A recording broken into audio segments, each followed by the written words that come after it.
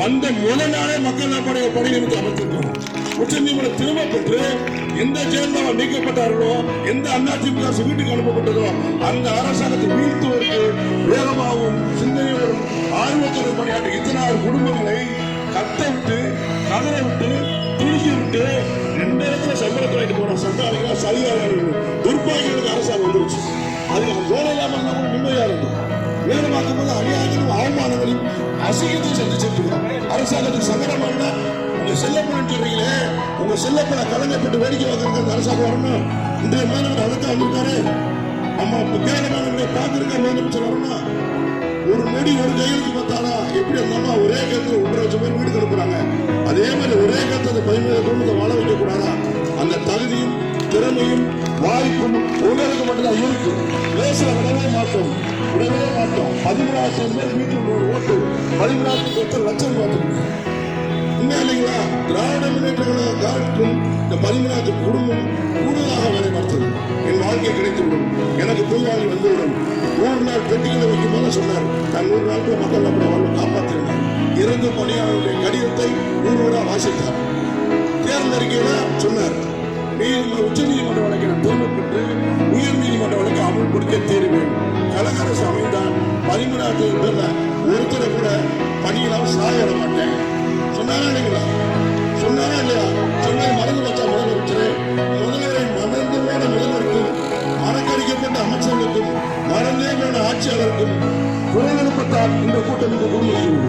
இந்த குரல் முதல்வருக்கு பேச வேண்டும், முதல்வர் சுற்றி பேச வேண்டும், பணியாளர்களுடைய அடிப்படை காசுகின்ற அதிகாரிகள் பேச வேண்டும். நம் வாழ்வு பொதுவாழ்வு கிடைக்க வேண்டும், பொதுவாழ்வு மலர வேண்டும். உண்மையிலும் வேகமாக, உண்மையிலும் வீரமாக, இந்த போக்காட்டில் தீவிரமாக போராடுவோம், போராடி கொண்டே இருப்போம்.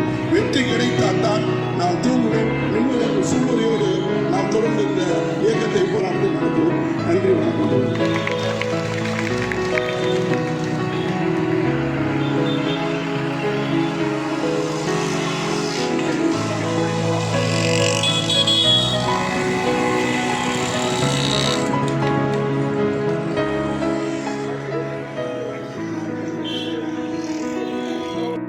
சங்கத்துக்காக நீங்கள் கொடுக்க வேண்டிய நிலுவைத் தொகை இருக்கிறது. தயவு செய்து, ஏன்னா பணம் இல்லை என்றால் மாநில நிர்வாகம் செயல்படுவது ரொம்ப கஷ்டமாக இருக்கும்.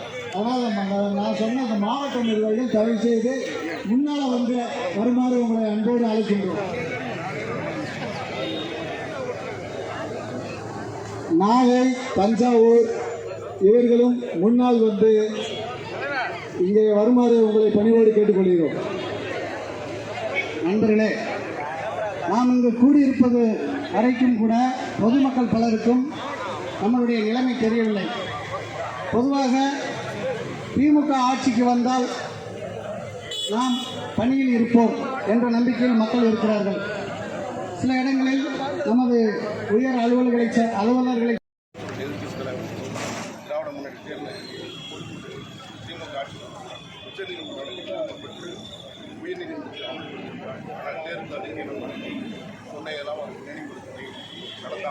தற்காலிக பணியை வழங்கி, அதுவும் பணியானையே இல்லாத ஒரு பணி வழங்கப்பட்டது. 13,000 பேருக்கு பணி வழங்கப்பட்டது. யாருக்கும் தனிப்பட்ட பணியானை காலமுறை வாங்கிய நாங்கள் இன்னைக்கு கான்ட்ராக்ட் இல்லை.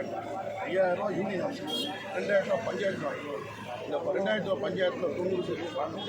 எனவே தேர்தலுக்கு சொன்னபடி தேர்தல் வாக்குகளை நிறைவேற்றி 19/2014 உயர்நீதிமன்றத்தை அமல்படுத்துவதை முதல்வருக்கு மனதில் பேரணியாக செய்வார்.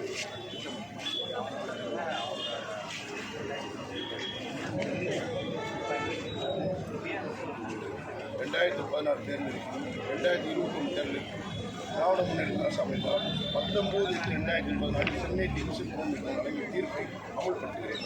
அந்த தீர்ப்பு அதிமுக அரசு டெல்லியில் வழங்கினார். அந்த உச்ச நீதிமன்றம் திரும்ப பெற்றுக் கொள்கிறேன். நான் அந்த தீர்ப்பின் அடிப்படையில் அனைவருக்கும் நிரந்தர பணியானை வழங்கி சொன்னார். ஆனால் ஆட்சிக்கு வந்த ஒரு நாங்கள் பார்க்கும்போது கொரோனா காலத்தில் நிதி நெருக்கடி இருக்கு. எனவே நான் காலப்போக்கு செய்கிறேன். தொடர்ந்து அந்த நிதி நெருக்கடியை காரணமாக காட்டி இன்று வரை இந்த தீர்ப்பை அமல்படுத்தி அதை நினைவூட்டுவதை எடுத்தால் அதை கேட்டு வேலை வாழ்ந்தார். பல்வேறு நிதி நெருக்கடிகளும் பல நலத்திட்டங்கள் அறிவித்திருக்கிறார்கள். அதையோடு சேர்த்து இந்த மக்கள் நிரந்தர பணியானை நாளைக்கு இந்த போராட்டம் என்பது நாளைக்கு மானிய கோரிக்கை அதை நினைவுட்டு இன்னைக்கு நடத்துகிறோம். நாளைய மானிய கோரிக்கைகள் வந்து இந்த அறிவிப்பு நம்பிக்கை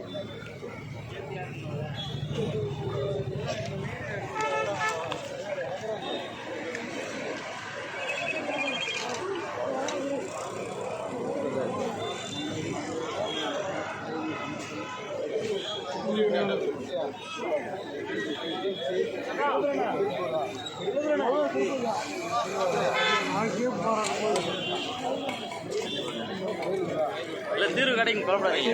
ஏன்னா எலெக்ஷன் வருதுல்ல, கண்டிப்பாக பண்ணுவாங்க. ஏன்னா கிட்டத்தட்ட எவ்வளோ பேர் இருக்கீங்க அதில்? 14,000 பேருக்கு முன்னே நான் சும்மாவா?